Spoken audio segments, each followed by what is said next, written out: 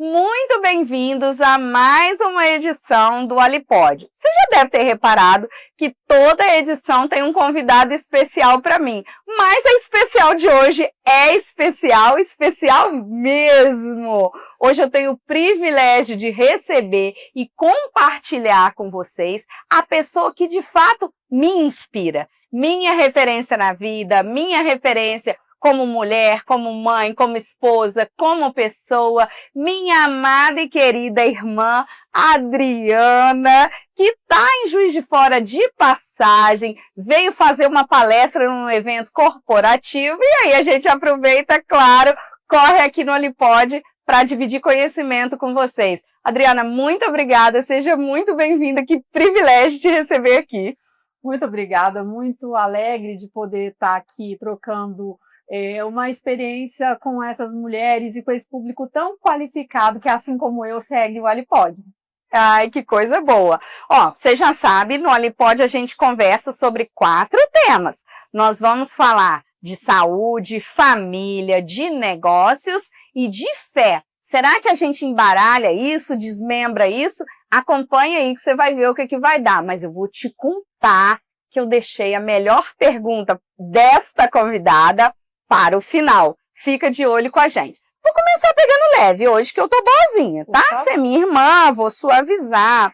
Vamos começar falando de família, que é uma coisa muito importante para todas nós. A Adriana tem 28 anos de casado, uma filha de 15 anos, construiu e criou essa família em Brasília, fora daqui. Depois nós vamos chegar nessa parte da história dela. Mas eu queria, Adriana, que você contasse pra gente um pouco, assim, ó, como é que funciona essa base familiar e qual a importância que tem disso dentro da sua estrutura familiar mesmo e profissional. Como é que concilia essa vida de esposa, de mãe e essa mulher empoderada e trabalhadora que você é?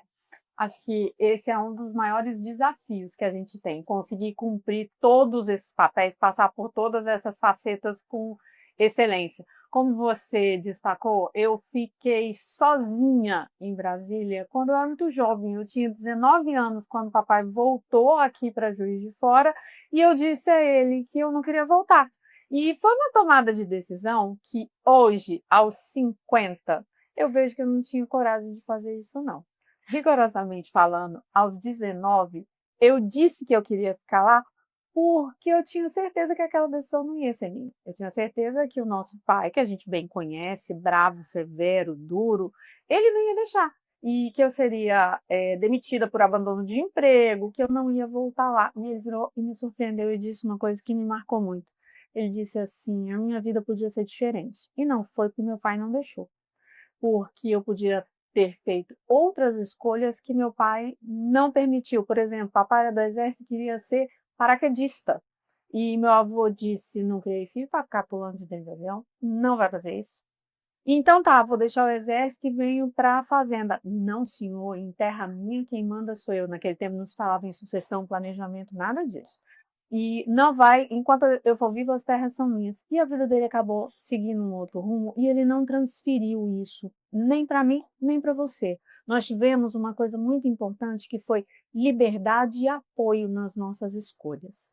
Isso foi determinante para essa caminhada, para a tomada de decisão, para casar com o primeiro namorado, que é o meu marido, para decidir que casei muito jovem, mas tive filho muito tempo depois, porque isso também fez parte de uma escolha. Então, toda essa base que nós tivemos, ela resultou na possibilidade de fazer escolhas conscientes, escolhas que me levam hoje, por exemplo, a lidar com uma filha adolescente com certa tranquilidade. E olha que desafio, hein? Eu que também tenho a minha, né? Que tá por aqui, inclusive tá nos bastidores do Alipod hoje. Sei o desafio que é isso, lidar com a adolescência em pleno 2026. Nós temos muitos desafios, mas graças a Deus tivemos a oportunidade, como a Adriana disse, de sermos formadas para sermos donas das nossas escolhas. E felizmente temos feito escolhas muito favoráveis até hoje. Adriana, vamos falar um pouquinho sobre saúde. Não é um assunto fácil que eu queria abordar com você, mas eu acho que é inspirador e precisa ser tocado. Quando a Adriana ia fazer 39 anos, 39. ela foi a uma consulta. Vou contar a história toda, rapidinho, ó. Eu fui em Brasília fazer uma visita para ela e fui com uma camiseta de botão assim, sem manga.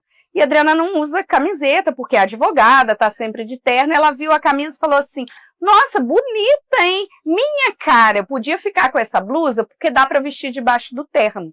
Tirei a blusa do corpo, olha como é irmã. Tirei a blusa do corpo suja e falei, não pode ficar com ela para você, não vou levar. Deixei a blusa lá, olha como são as coisas de Deus. Ela foi numa consulta num dermatologista fazer um exame de pele, que é sempre muito vaidosa, querendo ou não enrugar, fazer uma prevenção. Chegou lá, botou os bracinhos assim, em cima da mesa, o médico perguntou o que era pinta, e daí daquela pinta apareceu um diagnóstico de uma lesão maligna. A Adriana precisou fazer uma intervenção cirúrgica, isso tudo foi muito rápido, veio fazer aqui em Juiz de Fora, a gente teve amigos que grandemente, rapidamente a acolheram, mas eu queria que você contasse um pouco para a nossa audiência o que isso impactou na sua vida, porque como é que uma pessoa de 39 anos recebe esse diagnóstico e como é que passa? Porque assim, foi assustador, foi paralisante, foi motivante, o que você traz disso para sua vida desde lá?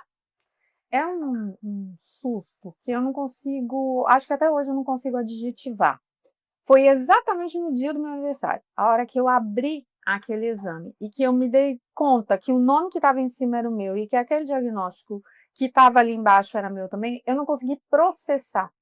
Eu não consegui processar e eu levei dias para entender, até que eu lembrei de ligar para um amigo que me explicasse o que era aquilo e que objetivamente disse assim, você tem uma doença que é grave e precisa ser tratada com brevidade. A sua vida vira de cabeça para baixo a um só segundo. É um impacto muito profundo.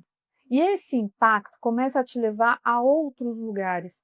Há lugares em que você precisa pensar, por exemplo, o meu primeiro pensamento é que à época minha filha tinha 4 anos.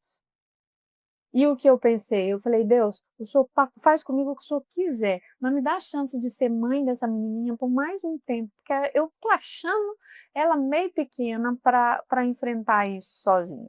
Então, você é levado diante de um diagnóstico desse a, primeiro, uma reconexão e a um encontro com Deus, que a gente vai falar um pouquinho mais sobre isso, mas também a ficar mais atento àquilo que você fica mais seletivo.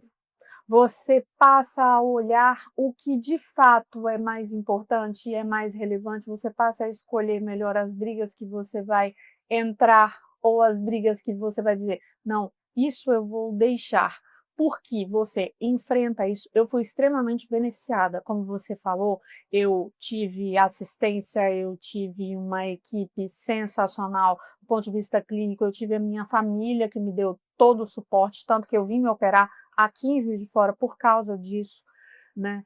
E tive acesso, então há o privilégio de acesso, o que aumenta a nossa responsabilidade. Na questão da saúde e acesso, eu acho que a gente tem uma coisa muito importante.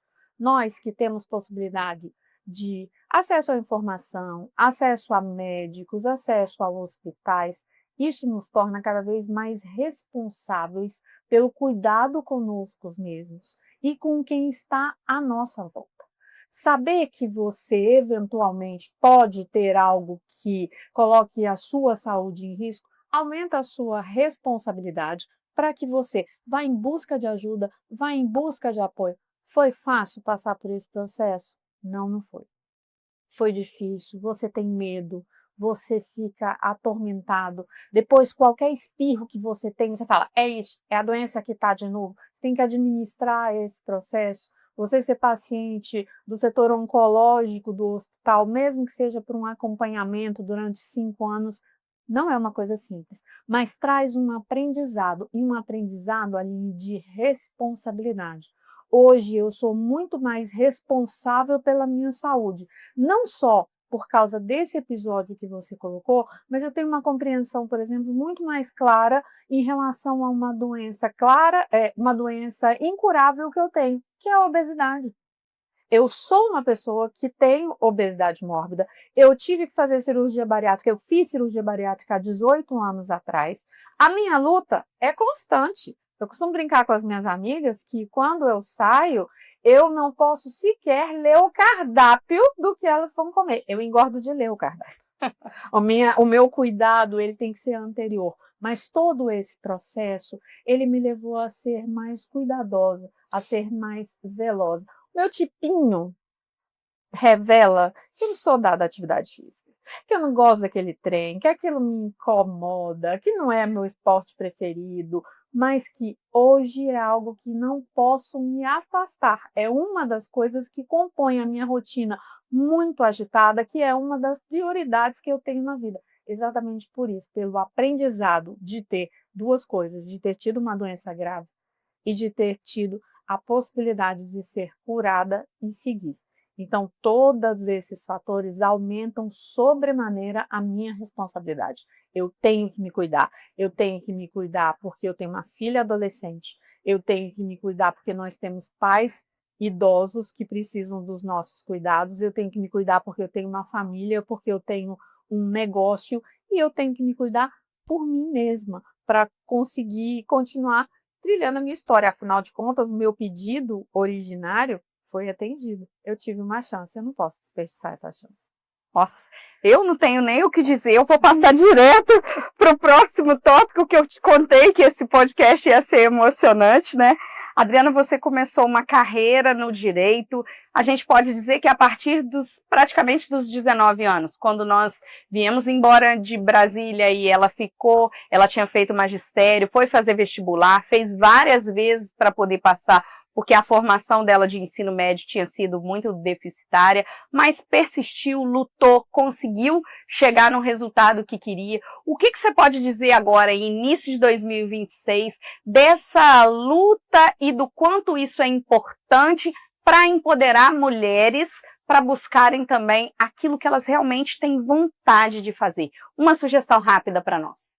Uma sugestão rápida é você tentar aliar a sua vocação com as possibilidades profissionais que surgem à sua frente. Eu sou uma pessoa vocacionada para o direito. Eu tenho a felicidade de juntar as duas coisas, a minha profissão, várias coisas, na verdade, a minha profissão, o meu desejo e o meu negócio. São várias coisas que estão nisso. Mas aqui, Aline, eu vou te pedir licença para contar uma coisa para a sua audiência. Eu fiz 50 anos agora. Então, esses marcos, eles são muito legais, esses ciclos, eles são muito legais para a gente pensar na história da gente. E fazer 50 anos me fez olhar a minha trajetória. E como você falou, é uma trajetória bacana. Eu era professora, eu passei num concurso público com 18 anos, eu fui emancipada sem nem saber o que era emancipação por conta da posse no concurso. Fui funcionária pública durante 11 anos, fui atrás do meu sonho, mesmo com a dificuldade, como eu tive dificuldade para passar no tal vestibular, gente, graças a Deus que isso passa, viu, meninas novinhas que estão aqui conosco? Essa etapa passa e a gente vence. Fui para o direito, no direito eu tive uma possibilidade de começar a minha carreira num grande escritório, mas aqui eu tenho que fazer uma ressalva. Eu errei na condução da minha carreira. No início da condução da minha carreira, eu não olhei os aspectos profissionais como eu deveria ter feito. Houve um erro de condução, sabe por quê? Eu me distraí com várias coisas que estavam à minha volta.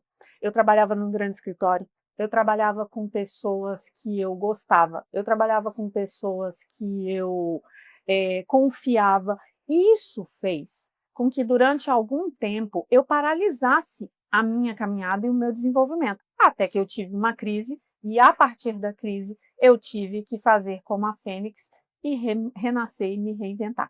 E aí a gente vem para uma etapa muito proveitosa e muito produtiva, que são os últimos 10 anos. E aí a gente aproveita esse gancho, que era o que eu precisava, para entrar no nosso último bloco, onde eu queria que a Adriana contasse para nós um pouco de uma experiência de fé que está atrelada a desafios de trabalho, de saúde, como ela já contou. Mas a Adriana, como ficou sozinha em Brasília muito cedo, todas as vezes que a minha mãe ligava para ela, falava assim, minha filha está indo na missa, minha filha está indo na igreja, ela falava assim, Deus está comigo, Deus está em todo lugar. até que a necessidade apertou, e aí nós tivemos a Fênix. Pode seguir com a sua história daí para frente. O que acontece é que quando a gente tem essas coisas plantadas dentro da gente, a nossa essência, o que a gente aprende, isso está com a gente em todo lugar. A tal da sementinha, quando ela é colocada em lugar fértil, ela fica lá. Ela fica lá. Num momento, essa sementinha vai florescer. Em relação à fé, hoje eu costumo dizer que essa sementinha floresce em duas possibilidades. Ela floresce no amor ou ela floresce na dor. A do amor é mais difícil, se a gente for olhar no geral, ter uma vida, a participação na igreja, o desenvolvimento da fé. E o caminho do amor ele é um pouquinho mais difícil. O caminho da dor foi o que aconteceu comigo. Quando você olha à sua volta e você não tem mais nada, tudo desmorona. Tudo desmorona, todas as coisas desmoronam. A sua profissão, as suas amizades, as suas convicções. Você olha, eu me lembro que uma das piores sensações que eu tinha era quando eu abri o olho de manhã e eu via que estava começando um dia novo. Eu falava, não é possível. Não é possível que esse dia, que nós vamos ter mais um dia. Era esse pensamento que eu tinha. E a partir disso, eu tive uma única possibilidade de sair desse lugar, que foi me reencontrar com Deus, que foi foi buscar a minha intimidade com o Pai. Porque eu só confio. Por que eu confio em você para todas as coisas? Porque eu sou madrinha dos seus filhos? Porque você é madrinha da minha filha? Porque nós temos uma intimidade de confiança. Eu só confio em quem eu conheço. E eu me permiti voltar para o Pai e estabelecer essa relação de confiança de entrega.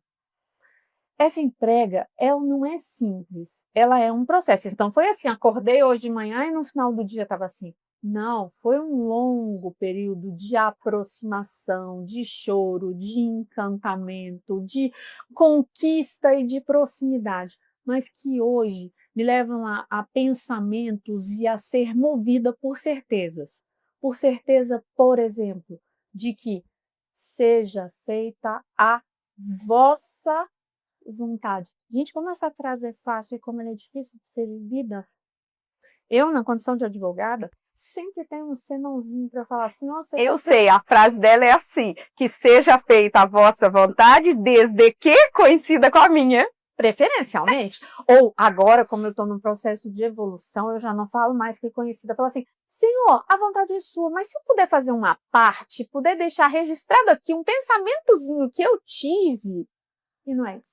A gente tem que se voltar à vontade do Pai. Quando a gente entende esta fala, quando ela entra dentro da gente, quando a gente passa a viver dessa forma, a gente entende a frase seguinte, que é: o pão nosso de cada dia nos dai hoje.